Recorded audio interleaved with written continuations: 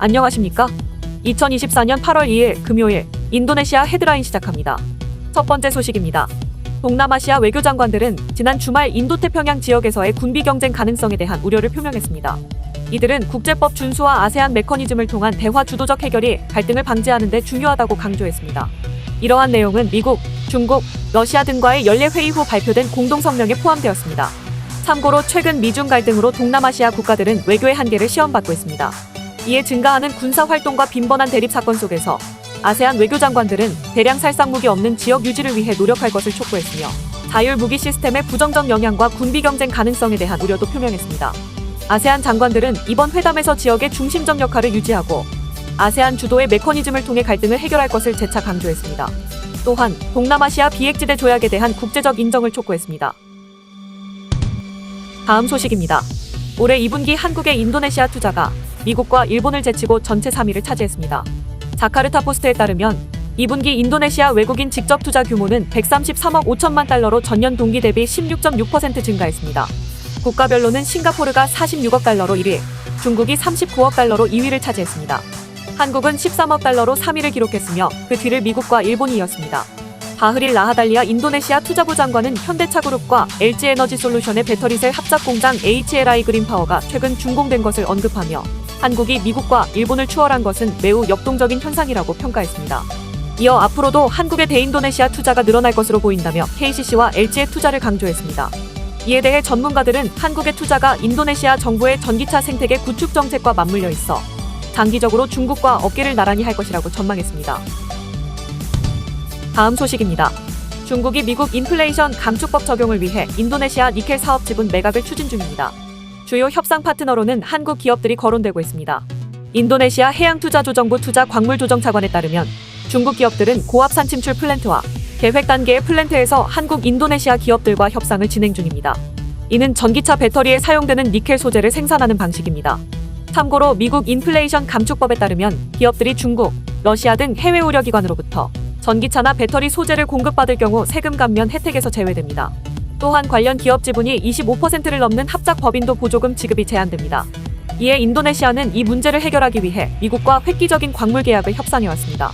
해양투자조정부 차관은 중국 기업의 소유권을 줄이고 미국 시장에서 세금 감면 자격을 얻는 것이 목표라며 인도네시아 정부와 업계는 중국 기업을 소액주주로 참여시키는 새로운 투자 계약을 추진 중입니다. 다음 소식입니다. 조코위 대통령이 신수도 누산타라에서 업무를 시작했으나 공식 수도 이전 공포는 여전히 불확실한 상황입니다. 조코위 대통령은 누산타라의 새로 지은 대통령 집무실에서 기자들과 만나 이곳에서 업무를 시작했다고 밝히며 신수도청 관료들과 비공개 회의를 진행하고 지방 지도자들과 만날 예정이라고 전했습니다.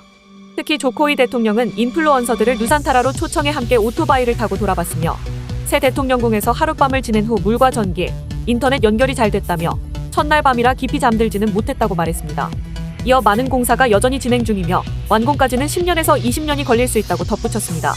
한편 조코위 대통령은 임기 내에 누산타라를 공식 수도로 공포할 계획이었으나 투자 부진과 공사 지연으로 계획이 불투명해졌습니다.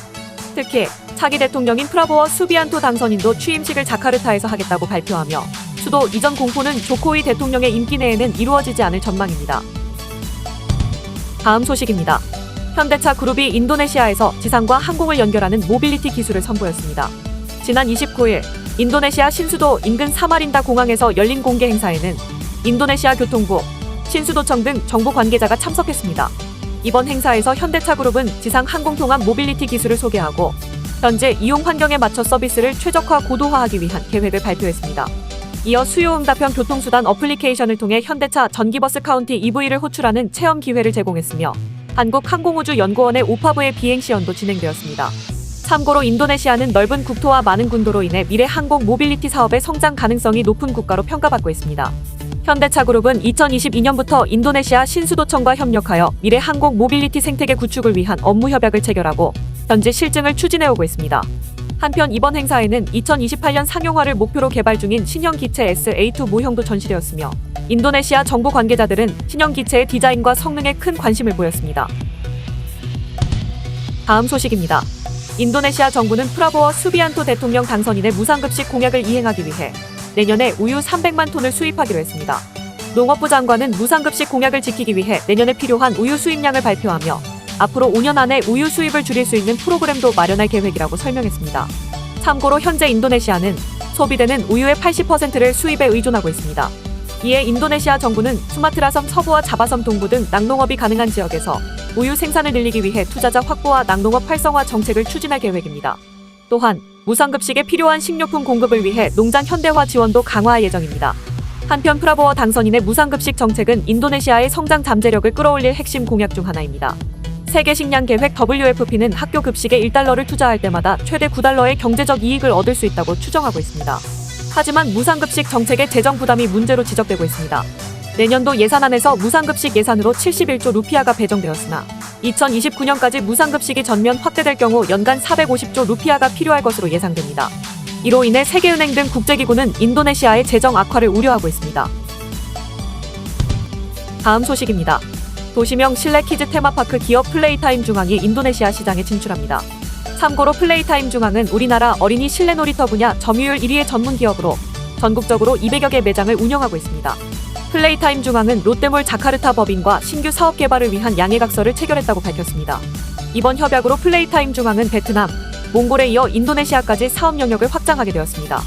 이번 협약에 따라 플레이타임 중앙의 키즈카페 브랜드는 롯데쇼핑 에비뉴에 입점하고 향후 롯데몰 자카르타가 운영하는 몰과 긴밀한 협력 관계를 유지할 예정입니다. 참고로 인도네시아는 가족 단위로 쇼핑몰을 방문하는 빈도가 높아 어린이 실내 놀이공간에 대한 수요가 큰 지역으로 평가받고 있습니다. 이재원 대표는 이번 MOU 체결은 플레이타임 중앙의 글로벌 시장 입지를 더욱 강화하는 중요한 이정표라며 인도네시아 및 동남아시아 전역에서 더 많은 아이들에게 즐거운 놀이 경험을 제공할 계획이라고 밝혔습니다. 이어 파트너사와 함께 더 많은 가족 단위 고객을 유치하고 지역 사회에 긍정적인 영향을 미칠 수 있도록 노력하겠다고 덧붙였습니다. 시청해주셔서 감사합니다. 다음 시간에 뵙겠습니다.